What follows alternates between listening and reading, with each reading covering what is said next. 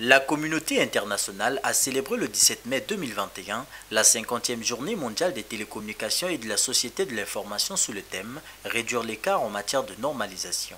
Initiée le 27 mai 1969 par l'Union internationale des télécommunications, cette journée vise à stimuler la transformation numérique en promouvant des stratégies nationales relatives au développement des TIC, des politiques intelligentes visant à encourager les investissements, la coopération et les partenariats. La République du Congo, engagée dans cette dynamique, ne reste pas en marge de cette célébration.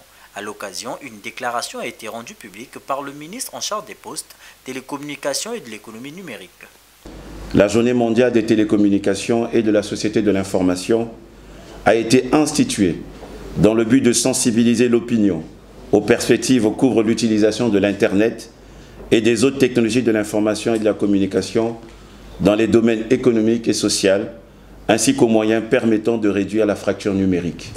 C'est pourquoi la communauté internationale célèbre cet événement le 17 mai 2021, la 50e édition, sous le thème « Réduire l'écart en matière de normalisation ».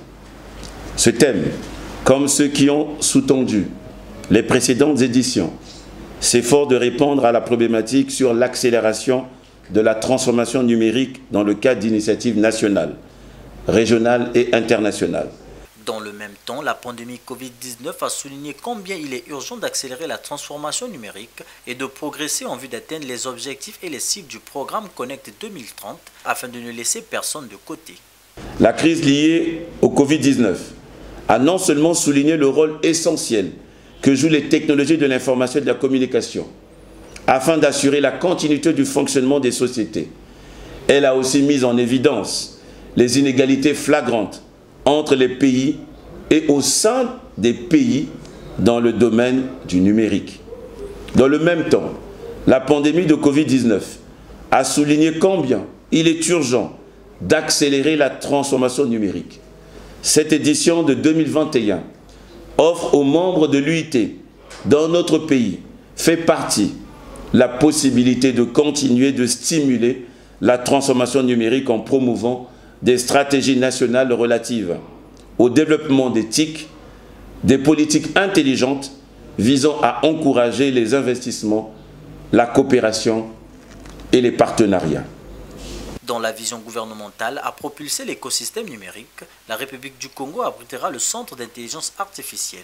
Question de susciter l'engouement de la jeunesse dans le secteur numérique. L'accélération de la transformation numérique pour couvrir les besoins en technologie d'information et de la communication est-elle devenue une urgence pour les pays membres et les acteurs du secteur? Et le Congo, mon pays, à travers le Fonds d'accès pour le service universel des communications électroniques, a trouvé là un instrument pour connecter les zones blanches et ainsi assurer l'inclusion numérique. Reconnue par ses efforts entrepris dans le secteur du numérique, la République du Congo chapeautera dorénavant l'Alliance Smart Africa pour un mandat de 2 ans.